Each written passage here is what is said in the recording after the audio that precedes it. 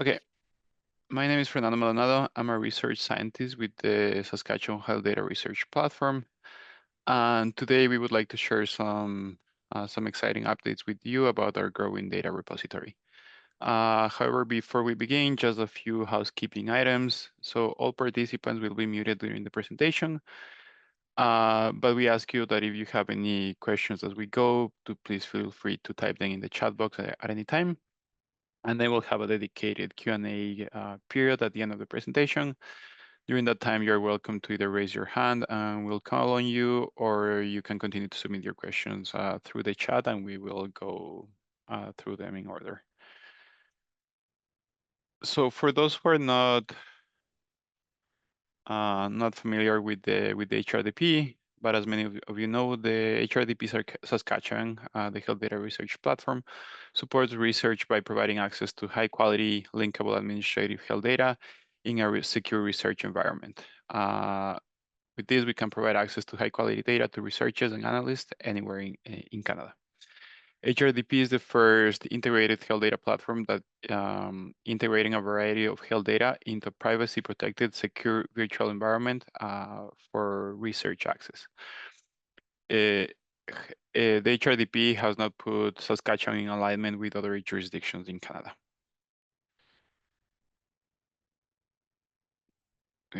Okay, so what you see in your screen right now is a summary of the data that we currently have available in our repository. However, today we're here to talk about and proudly announce the recent addition of two important new data holdings into our data repository: the Mental Health and Addictions Information System and the Saskatchewan Cancer Registry data. With these additions, our repository now includes 7 core administrative datasets, expanding the scope and depth of research possibilities. Before I pass the baton to Elsa, who is going to talk to us about the Mental Health and Addictions Information System data, or MAHAIS, how we call it, I would also like to remind you that we continue to offer the ability to link researcher collected data and other external sources of data that are not part of our repository to conduct research. So without further ado, oh, sorry about that. I'm gonna pass this to Elsa so that she can talk to us about the first of these two databases. Elsa.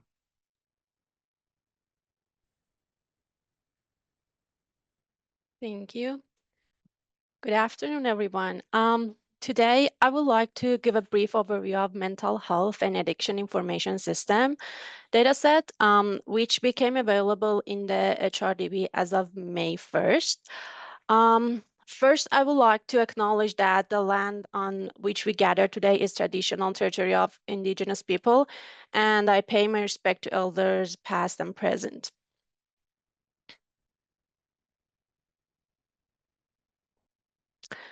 Let me start by outlining the main topics we'll cover. I'll begin with an introduction to the MAHAIS dataset, followed by a description of data itself. Then I'll highlight its key strength and limitation. And then we'll also explore potential opportunities for research and collaboration using MAHAIS. Finally, I'll discuss why MAHAIS is a valuable tool for advancing mental health research. Let me begin by introducing the MAHAIS dataset, which stands for Mental Health and Addiction Information System. MAHAIS is an electronic health record system used across Saskatchewan that is known as a comprehensive provincial record. It facilitates better coordination between service networks and program types across different regions of the province, providing consistent information sharing to support research and treatment planning. This real-time information sharing enables providers to stay informed and in turn deliver the most effective care to the clients. This system tracks every client seen at Saskatchewan Health Authority outpatient mental health clinics, with data coverage beginning in 2017 and continuing to present day. As of 2024, it includes data from over 300 clinics across the 13 former health regions. And the Mehaze dataset plays a crucial role in supporting mental health and addiction services throughout Saskatchewan by collecting consistent information from participating clinics. It helps ensure continuity of care for individuals receiving these services. More importantly, by linking and coordinating the data across regions, Mehaze enables service providers to deliver more consistent, integrated, and client-centered care. In addition, beyond its operational impact, Mehaze is also a valuable resource for research, evaluation, and health system planning. It offers rich and accurate data that can drive evidence-based decisions and inform improvement in how mental health and addiction services are delivered across the province.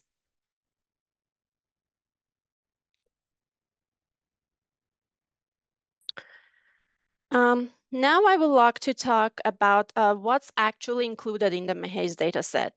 The data is organized into three main categories: demographic, administrative, and clinical variables. These categories provided a comprehensive view of both the individuals receiving care and how the care is delivered across the system.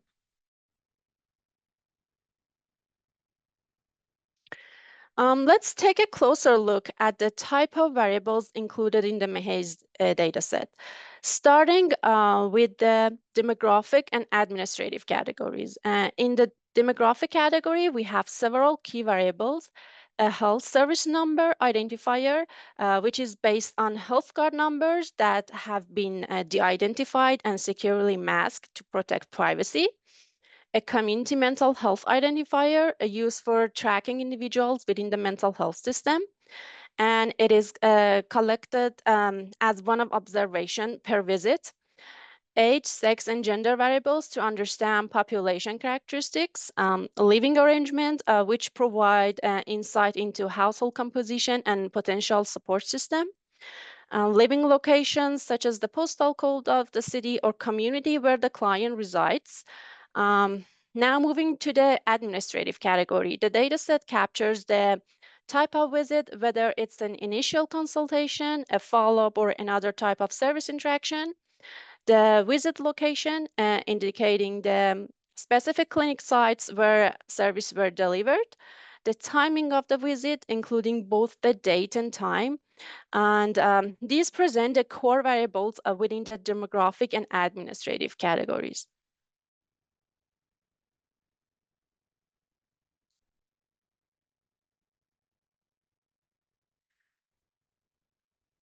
The dataset includes addiction-related information, including substance use details categorized into 17 defined substance classes.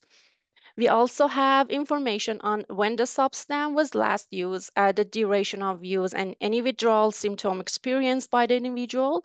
Importantly, the dataset records a history of previous addiction treatments and includes an assigned level of service, which reflects the intensity of care recommended based on the patient assessed needs.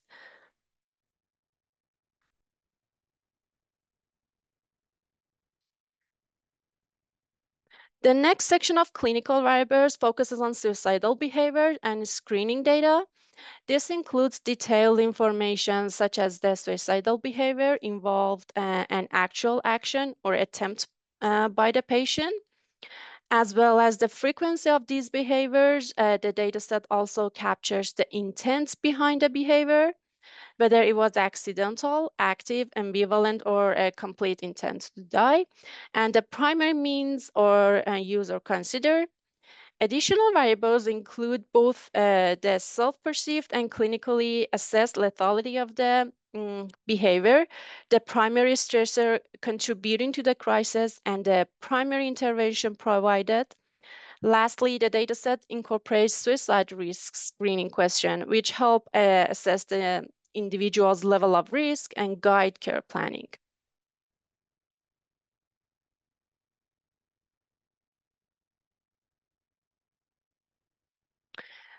There are several other important mental health variables that contribute to a comprehensive clinical picture. The first one is presenting issue, which is the primary clinical concern. The next one is a recommended disposition, reflects the level of care suggested based on locus or colocus scoring across 6 dimensions, which we'll take a closer look at locus and colocus in the next slide.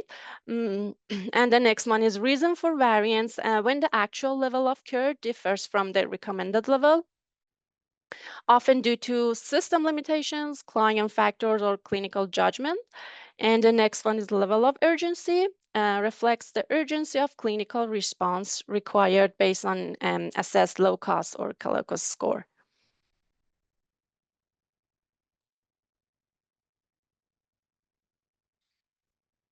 One of the most valuable clinical indicators are used in mental health assessment is the level of care utilization system or LOCUS for adults and its counterpart for youth known as the child and adolescent level of care utilization system known as CALOCUS.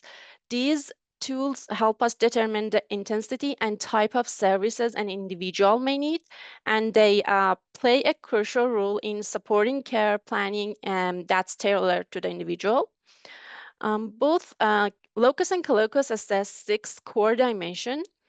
The first dimension is risk of harm, which evaluates any immediate danger the individual may pose to themselves or others.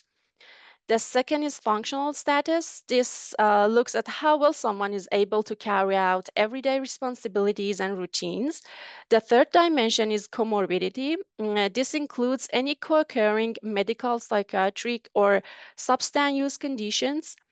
In the colocus, developmental factors are also included here to reflect the unique needs of children and adolescents. The fourth dimension is the recovery environment. For adults, we assess both the level of stress and the level of support. For children, this is expanded to include environmental stressor and support. The fifth dimension considers the person treatment and recovery history, helping us understand what interventions have been tried before. And the sixth dimension is in engagement and recovery status. This is about the individual's current involvement in their recovery process, their motivation, insight, and consistency in following treatment plans. For children and adolescents, this dimension is assessed both for the child and their caregivers. Together, these 6 dimensions offer a comprehensive, structured, and person-centered framework for determining the most appropriate level of care.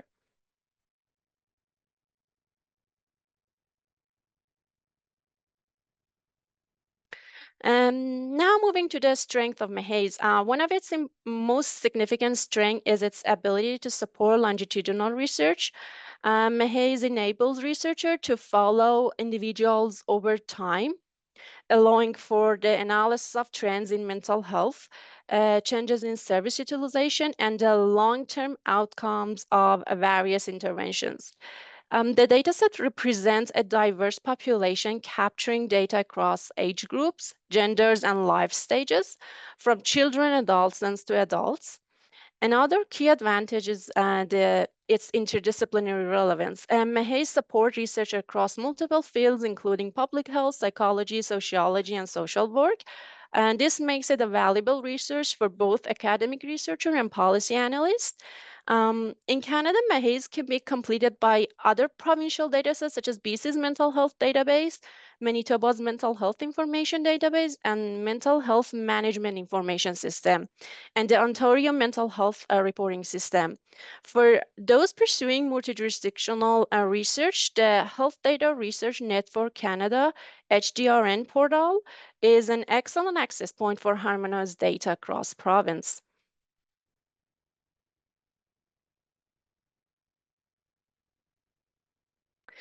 While Mehes offers several strengths, it's important to acknowledge some key limitations. First, data from earlier systems such as the Sunrise Clinical Manager, the Mental Health Information System, and the Alcohol, Drug, and Gambling databases were not integrated into Mehes. Mehes data collection officially began in May 2017, but implementation was phased in. Health regions joined at different points over time, extending through 2024. Furthermore, not all types of data became available simultaneously. Several key standardization efforts were rolled out gradually. For example, the provincial suicide protocol was introduced in 2021. By late 2022, service matching and presenting issues were standardized, and the use of locus and colocus scores became mandatory. In 2023, enhancements like pre-intake management and wait time reporting were added. Because of these staggered changes, data quality and standardization were not consistent across sites or over time, particularly prior to 2022. And additionally, some site-specific modifications may affect data comparability. Therefore, it's essential to use caution when interpreting or comparing data across regions or time periods.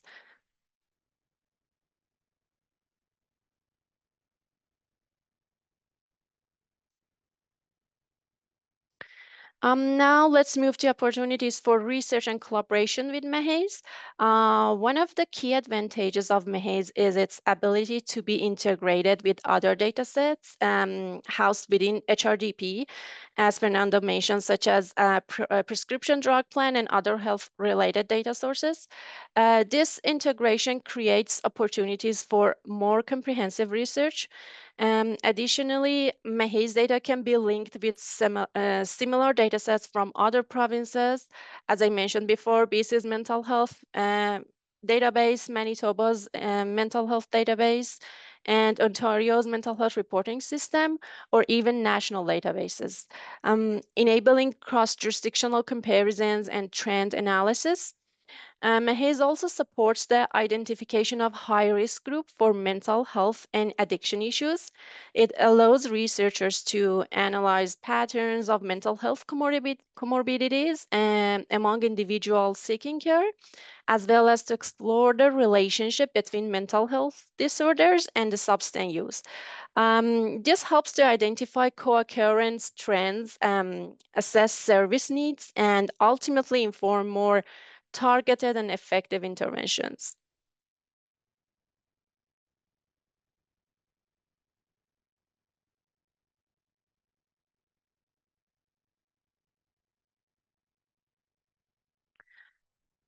Um, Mahaze is a highly valuable tool for several reasons.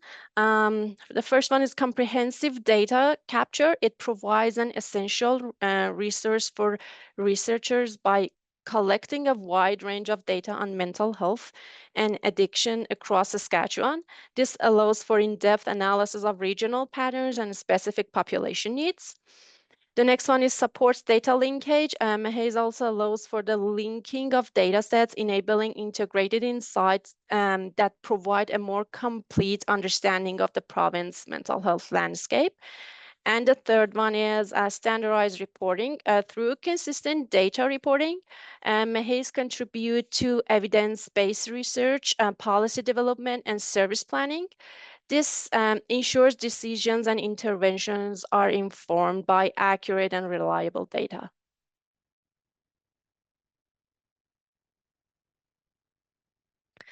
Now for this section, I will pass it to Jones. Elsa, if somebody ends up in those clinics, then we have data. Is it somebody going to physician for the same issue? He would not be going to that clinic, or he's supposed to, he will be moved to that clinic? Like, do we have everybody with mental health and addiction in this data, or is it that somebody could be looking help somewhere else and somebody looking help in these clinics? Yeah, there are several situations that can be happen if a patient there are these clinics now that are doing across the province. If they needed to be referred to a specialist or needs more treatment and they are in maybe in higher risk conditions, they will be sent out to the other clinics. But if it's not the case for all the patients. Some of them are being consulted and be treated within that clinic with the social workers and psychiatrists. It's only who voluntarily or is referred to that clinic who will be in this data set. Everyone would be in this data set, wherever they are admitted within this outpatient clinics, they will be in this data set, whether they're being referred or they're within that clinic.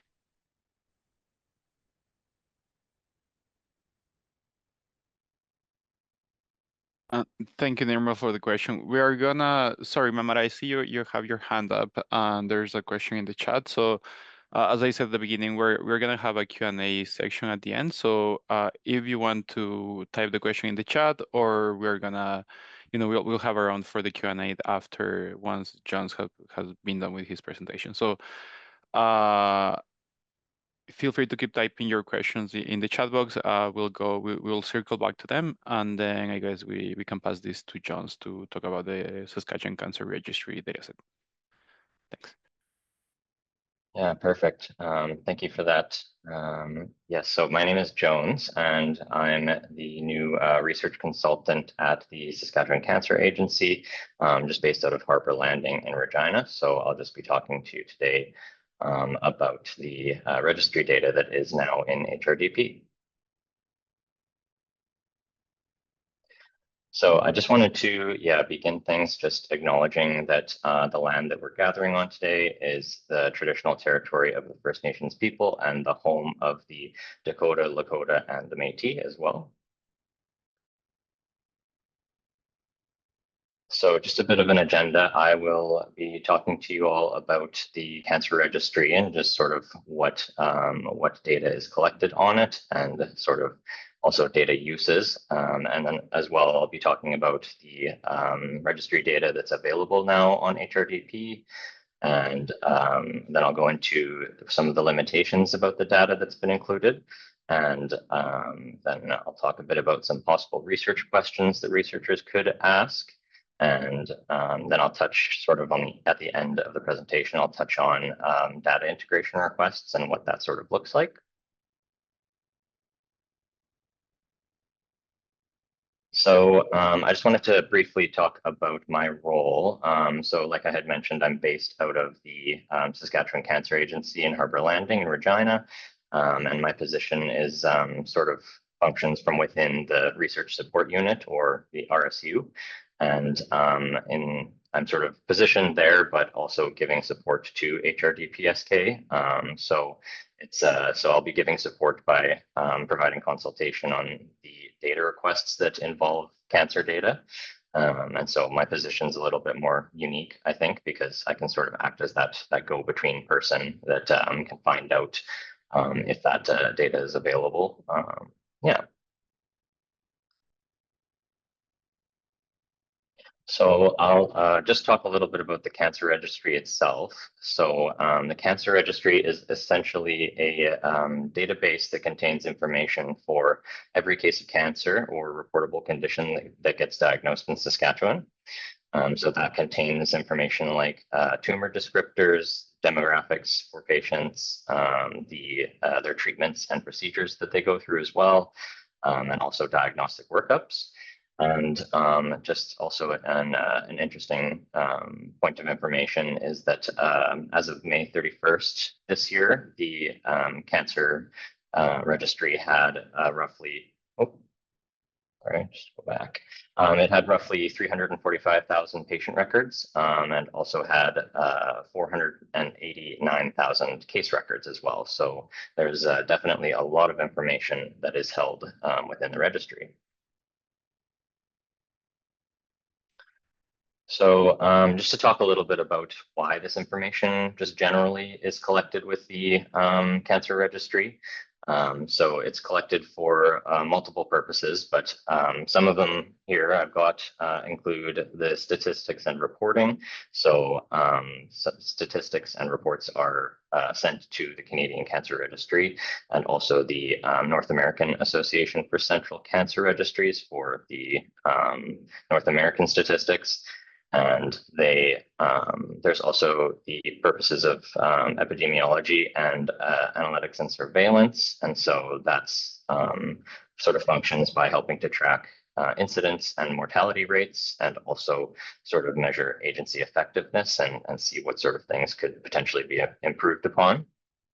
And then, of course, there's research purposes as well. So the internal cancer agency physicians can use this data for research as well. And then external researchers can also request access to that information for their own research projects. So now I'll talk about what sort of data is available in hrdpsk with the cancer registry data. So there's essentially some demographic information has been included and also clinical data, and the availability period or the period that's been included with this data set is from 2013 to 2022. So for the demographic information, it's essentially sex at diagnosis and the postal code at diagnosis. Those are the two demographic pieces that have been included. And just as a note here as well on the postal code, only the first three digits of the postal code were included, but I think one of the more unique features about the data set as well is that it has all six included, but of course, researchers would need to provide their own proper justification for why they might need the full postal code. Yes, so then also for clinical data that's been included, we have the patient's date of diagnosis as well as their age at their diagnosis. And also another unique point about this data set, I think, is the patient status has been included as well. So if they are alive or deceased, and their underlying cause of death has also been included. But there are multiple causes of deaths included, but only if they are cancer related. So that's something to keep in mind. And then some more clinical information that's also been included. So tumor-related data has been included here, again, from 2013 up to 2022. So that includes the topography of the tumor, sort of its primary site origin. And it's also included the histology and morphology codes have also been included, as well as the tumor's behavior and laterality, if it's part of a paired organ like the lung, so left versus right. And all of these, I'll talk a little bit in a minute here about how they're coded. So all of this tumor information is coded in what's called ICDO. So it's an oncology specific coding system. So I will talk a little bit about that here. So just first, though, to touch on how the data is actually organized within the cancer registry itself. So the cancer registries or cancer registrars that are in charge of maintaining the database, essentially, a lot of their work involves using their program called Eureka. And so Eureka is essentially fed information from multiple sources. So things like eHealth Viewer, clinic charts, diagnostic facilities, and lab results, as well as demographic information that gets automatically sent to Eureka from the Shared Client Index, or SCI. And so all of this information essentially gets fed into Eureka, and the cancer registrars use this program to sort of organize all of the case details and sort of manage it that way. So that's sort of how the data is organized. So this slide is a little bit busy, so I'll try to take a minute or two to sort of focus on it. So how the data is organized. So on the left side, you can see a couple examples of the topography codes. So the first example being C502. So that topography code, or where the primary origin site of that tumor is, that C502 code essentially translates to upper inner quadrant breast. And then following that, there's the histology code, which is the 8522. And then /3 as well signifies that it's malignant. And so that part of it, that histology code, then translates to infiltrating duct and lobular carcinoma. And so then on the far right side, I've just sort of put it all together. So the code just by itself would then be C502 8522/3. And sort of on the bottom of the slide there, you can see, depending again on what the researcher has requested, if they've requested all of this information, then the data output that you would get would essentially look like what the bottom of the slide says there. So we can sort of reference that just as an example of what things will sort of look like, depending on what's requested again. And so that's sort of a lot of information, but yeah, I just have a key point here, just to remember that the hrdpsk dataset, that is a subset of the actual cancer registry data. So the cancer registry itself, it contains, like I said earlier, just tons and tons of information. And so they've essentially went through and looked at what would make sense, at least for this sort of starting point, what would be most valuable to be included. And so, yeah, the cancer registry itself, it contains things, like I said, demographics, the tumor related data, treatment history, lab results, also surgical history, of course, and the codes associated with that. So this, yes. So animation might have been a little strange, but yeah, so the point being that the hrdpsk data set for the cancer registry data, it's just a subset of that that's available as well. So like I had mentioned before, the demographics, the sex at diagnosis and postal coded diagnosis, and then all of that tumor related data as well. Okay, I had sort of spoken about. So I just have a couple sort of hypotheticals here as well, just to sort of get people sort of thinking about what this data could be used for. So a possible research question would be something like, what was the yearly incidence of osteosarcoma during the 2013 to 2020 period? And then you could look even further into that and look at how many patients that had osteosarcoma died of a certain condition or another certain condition.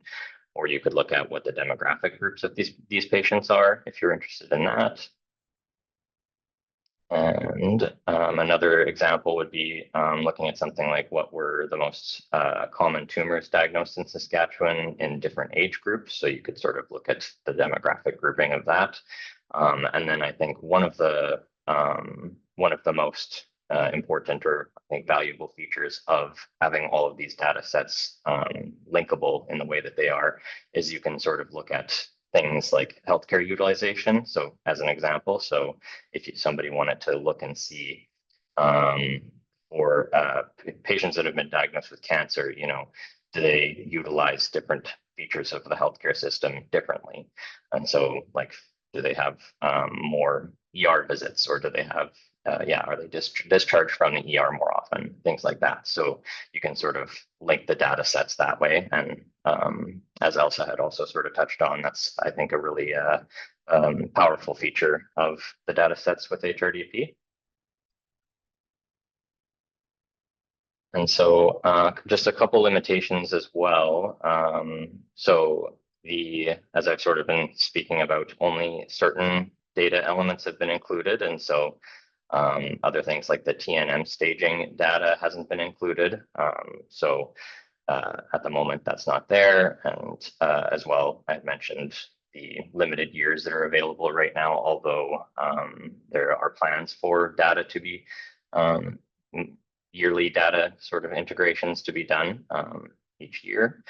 And also the fact, yes, that there's a two-year time lag currently, and so that's a lot of that has to do with the registry wanting to make sure that all of the data that's being sent for statistics and then being cleaned and going through quality assurance, essentially, that it's all ready. So they're working on getting that 2-year sort of lag time shaved down as well, but that could be sort of considered a limitation with this. So there are some limitations like this. However, this is just where I wanted to touch on what data integration requests can be possible. And so essentially the hrdpsk team, they have an entire team within it dedicated to see what sort of data is available, or if researchers are interested in something, but they're not sure if that data is available or if it even can be made available. There's a whole process for that with the data integration requests. So depending on what researchers want to look at and what their research question sort of looks like, then it would sort of be analyzed, and the relevant data trustees, so out of the trustees, including eHealth, the Cancer Agency, Sask Health Authority, Ministry, Health Quality Council, 3S Health, and SAHO, it would sort of, depending on what the researchers were wanting to look for, that would sort of be part of the consultation for that. And then there's a feasibility assessment, and then there would be, if it's found to be feasible, then we would look at planning some steps for how that data would then be integrated. So that's essentially everything that I had. So thank you very much for joining us, and yeah, I'll pass it back. Thank you, Jones, for the great presentation, and also thank you to you, Elsa. Okay, so I guess that concludes the first part of today. So now we have some time for the Q&A. I don't know, Chris, if you wanna go back to the slide. So I see that we have several questions in the chat. So I'm just gonna go back to the top, and then I'm probably just gonna call out the names of those who have asked the questions in the chat. And if you wanna unmute, that is totally fine. Otherwise, I can just read the question for you. So we have one from Teresa. I may just read it, but if you wanna add something, Teresa, or you wanna ask the question directly, feel free to do so. So the question is related to, I guess it's more of a general question related to the HRDP. Could you please give more information, the application for data request, including cost? And I think I can just pass the question to you, Chris. You might be in a better position to answer that. Yeah, sure. Thanks, Teresa, for this question. What we usually do for the data requests applications is that you can go to our webpage. I will drop it on the chat, the link. And we have a stage 1 form that it's basically something that we use to get to know a little bit more your project and the kind of the idea that you might have in terms of what's the topic and the type of data you're looking for. And so you send that form to us and we review it, and we then provide a consultation to you and your team in terms of which data is available, how can we help you. If we don't have this data, then what could be other ways around. But that's pretty much it, the process. As for the cost estimations, at this point, HRDP does not have a cost. However, we can, for the sake of some grants and fund and grant proposals, we do provide cost estimates for these applications. And that estimation is given when we assess if your project is feasible from our end. So that estimation, it's not a number that we have here right out the bat. It's something that we need to provide to you after we review your application, and finally then to decide which type of support you would be needing. And also just to add on that, for Teresa, I guess, and for anybody who's wondering, so I have put in the chat the email address of our team. So because if if you have any questions related to the process or anything, you can just send us an email, and we'll be happy to follow up with more detailed information. And I've also put a link in the chat where you can find a link detailing like what the process looks like. So that might be the best starting point. And then, as Christina said, like either filling out the stage 1 form or like just reaching out to us via email. I think it would be a little bit easier to provide you more details about that. But I guess hopefully that answered your question. I also I think Janelle, you had some clarifications about the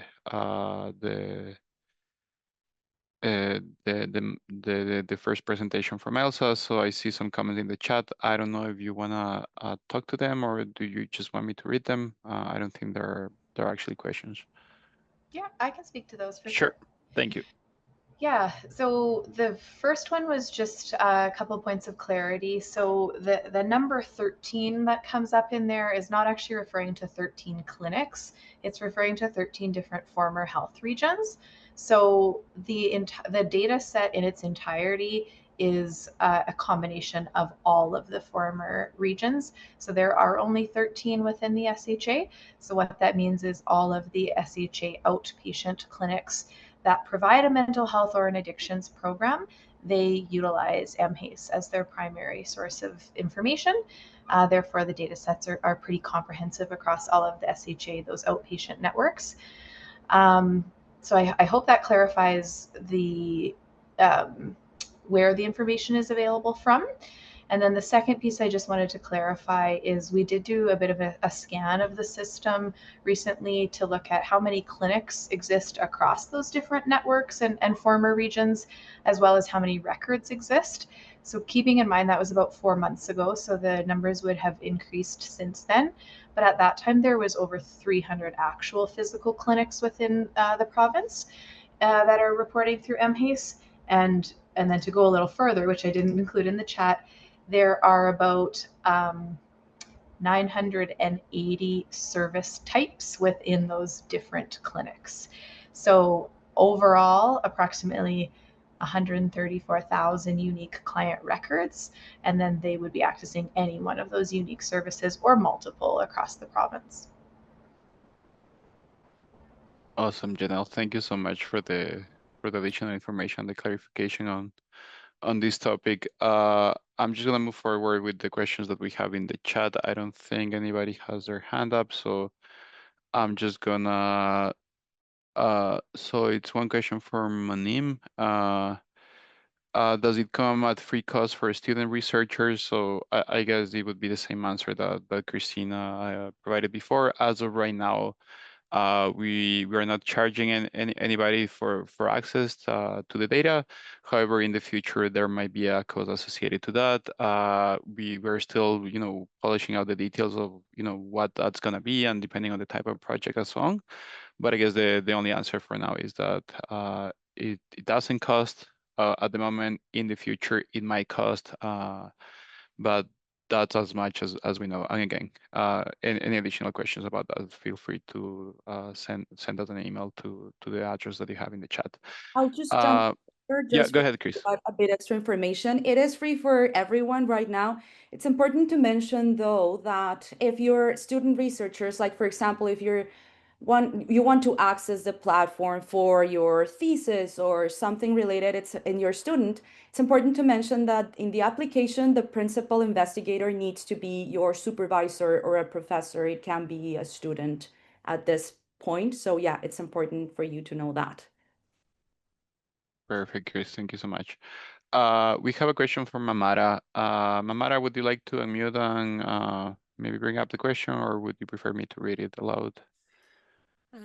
I can go. Thank Sure. you, Fernando. So I think Janelle provided some answers to the question, but I do have some follow-up question, Janelle, if it is okay. Sure.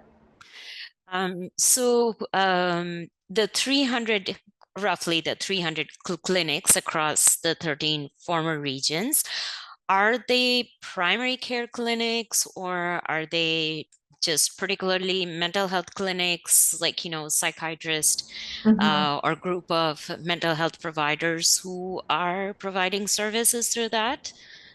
They are mostly mental health clinics and mental health providers. There are some programs that are a bit of a shared care model where you may have some primary care programming in addition to some mental health or addictions programming. So some concurrent programs would be in there, but largely the overall, the most that you'd see in there would be the mental health or addictions clinics. Okay, perfect. And then the 134,000 unique client records, these would be clients who have accessed the various category of mental health and addiction supports through these clinics and not any other kind, or are they like, it could be other things apart from mental health? Within this data set, they would be only those who have accessed at least one support from one of those clinics.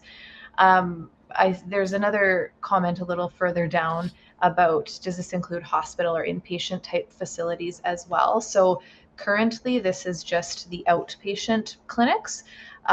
However, we do have a provincial initiative where we are onboarding all of the recovery treatment centers across the province into the system. So the data set will continue to expand, we suspect. At this time, the only validated portion that's available through HRDP is those outpatient clinics of folks who've accessed at least one service from them. Okay, fantastic. And one last, I promise. Would you have the geographic locations of these, like, you know, where the data is coming from, even if it is at the 13 former health region? Or, I mean, it would be wonderful if we could have it at the clinic level, but. I will reach out to the analytics team to see, because at the time that we did develop the data dictionary, we did some mapping of the various clinics that did exist. So we may have that granular of detail. If not, certainly I can provide the geographic locations of the former networks, no problem. Awesome. Thank you so much. Thank you so much, Mamata, for the questions, and Janelle for your helping us with the answers. I see another question from Daniel. I don't know, Daniel, if you want to ask questions, or I can just probably just read it aloud. So the question is, I can ask okay. a question. Yeah, go ahead. Thank you very much. My first question has been answered. Thank you for that. But I have a follow-up question. On neonatal withdrawal symptoms, do you have it captured in the MHAIS data? It wouldn't specifically be called out in there. When we did do the work on, so I have another comment in there that speaks to how we are working on sunsetting or retiring the former ADG.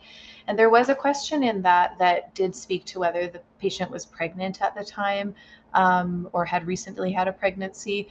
And it was decided at the Ministry of Health level, as well as within the SHA, that was no longer a data set that wished to be collected. So it's not specifically available as a unique data set in this.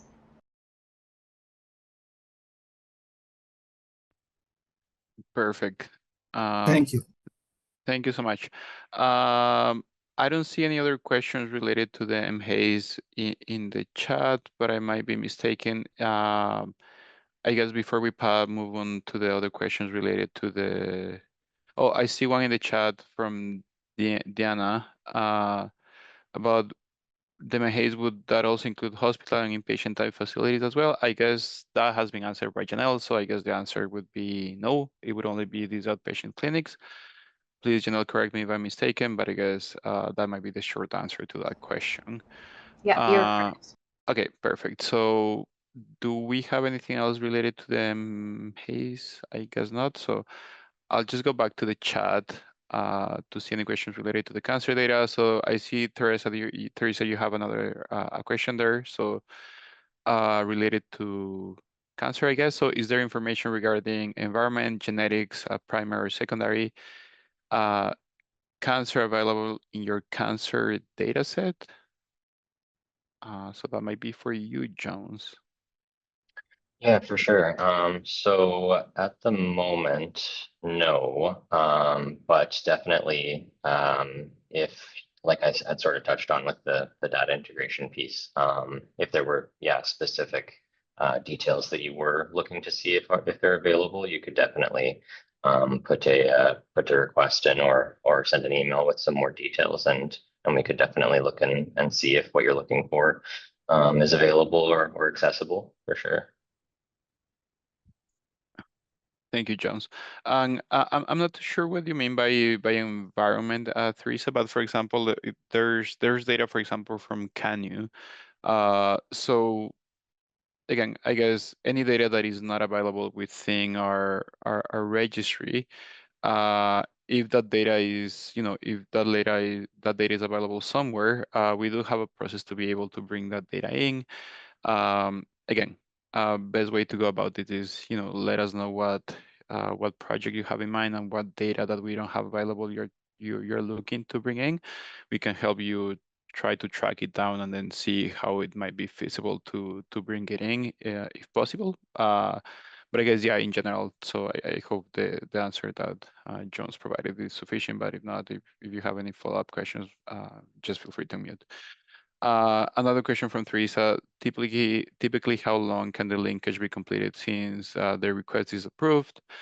I guess that's a more generic question related to the HRDP process. So I guess it really depends on what do you mean by linkage. So when we approve the project, so usually between when you put the initial request and being able to actually get the data, this process, it really depends on, how complicated your process is. So it might be a few months, like say 3-4 months, or it might be a little bit longer. It really depends. It varies from project to project. Also depending on whether you're, bringing external data to link in, because that also kind of like makes the project a little bit more complicated. So it tends to take a little bit more time. So it depends, but I guess if we have to put a number to that, it's gonna be at least 3 to 4 months from the very beginning to being able to access the data, but it varies a lot. So it's really hard to put a number there.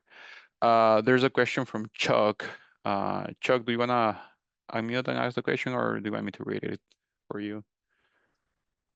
I think you already answered my question. Thank you. It was this. Okay. Yeah. Okay, awesome. Another question from. Okay, so that's coming from Diego. Another question from Diana. I think that was already answered. Nirmal, I see a question from you. I'm not too sure if I'm understanding it fully, so maybe do you want to unmute yourself and ask the question?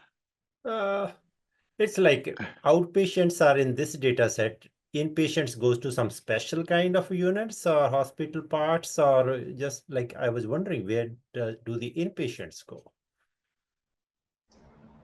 So I can speak to that one.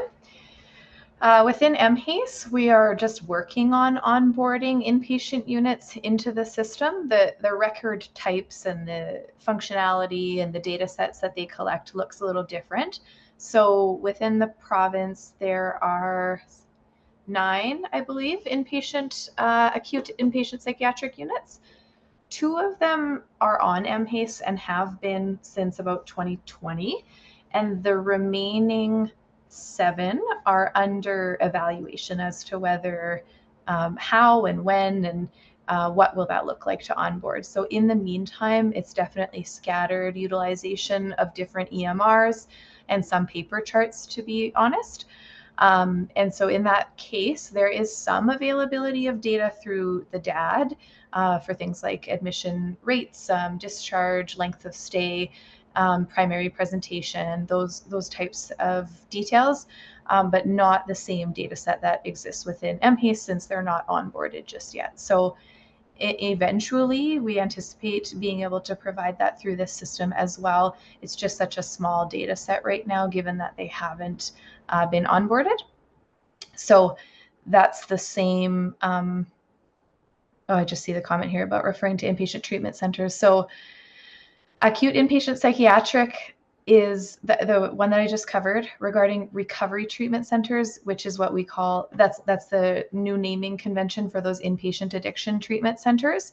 So that's both long and short stay, withdrawal, detox, any of those fall under what we call recovery treatment centers. And those ones across the province, where we are supporting onboarding all of them. So there's 38 facilities across the province that we are working on onboarding and targeting to have done within the next 3 years or so. And then once that has been done, and throughout that process, we'll standardize many of their requirements. And then following that, we will start looking at whether that information could be provided through research as well. Awesome, Janelle. Thank you so much. I do see I see a couple comments and a question from Diego, so I'll probably just let you unmute and maybe go ahead with your question. Thanks, Fernando. I was just wondering if you guys could comment on the support provided by HRDP on the stage of application, right? When the list of variables sort of documents. So what kind of support can be provided on those stages? Thank you. Sure, I guess I can try to speak to that. So we haven't given an overview of the whole HRDP process. Again, I did share a link before, and I'm gonna put in the chat once again. So if you are not too familiar with how our process work, you can just visit that link to get a better understanding. And again, you can also follow up via email with us. But I guess in general, this whole process, we have several stages. So before you get access to the data, we have the stage 1 and the stage 2. That's how we call them. And that's essentially, outlining your, well, the stage 1 is basically giving a high level overview of the project that you're planning to do, where we initially assess whether that project might be feasible with the data that we have. If we determine that it's impossible to complete that project because we simply don't have the data to fully complete the project, or at least not part of it, then we the process ends there. We determine that it's not feasible. And then if we determine that there's a feasibility to complete the project in its entirety or part of it with the data that we have, then we move to a stage 2. Stage 2 is basically providing a detailed overview of the project. And along the way, part of the support that we provide is working with the research team to answer questions about the data and stuff like that. So that includes, as Jose, as Diego just mentioned, helping determine what variables might be needed and what data and stuff like that. So I'm not gonna get too much in detail, but I guess we work along with the research teams. It's a team effort between our team and the different research teams to be able to put that together. And once we have completed that project, then we set this for approval of the trustees, because we don't own the data. The data is owned by the trustees, so they need to approve every project that is coming in, every request that is coming in. And once that has been approved, you finally gain access to the data. As I said, depending on the project and how complicated it is, it usually takes between 3 to 4 months, but it can be potentially much longer depending on whether you're bringing data from outside and stuff like that. So again, I guess we could spend another hour just talking about that. So best way is just visit our website and then just follow up. If you have more detailed questions about this, just send us an email and we should be able to follow up with everybody.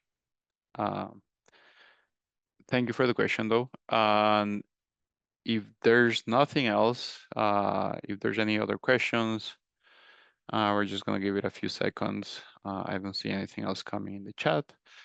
So yeah, I think we're done for today. So thank you so much. And again, thank you for being here today.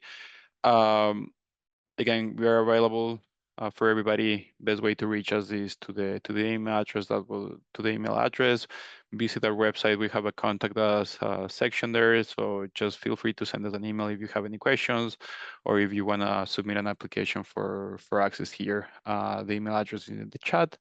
Thank you so much for being here today. Have a great day. Thank you.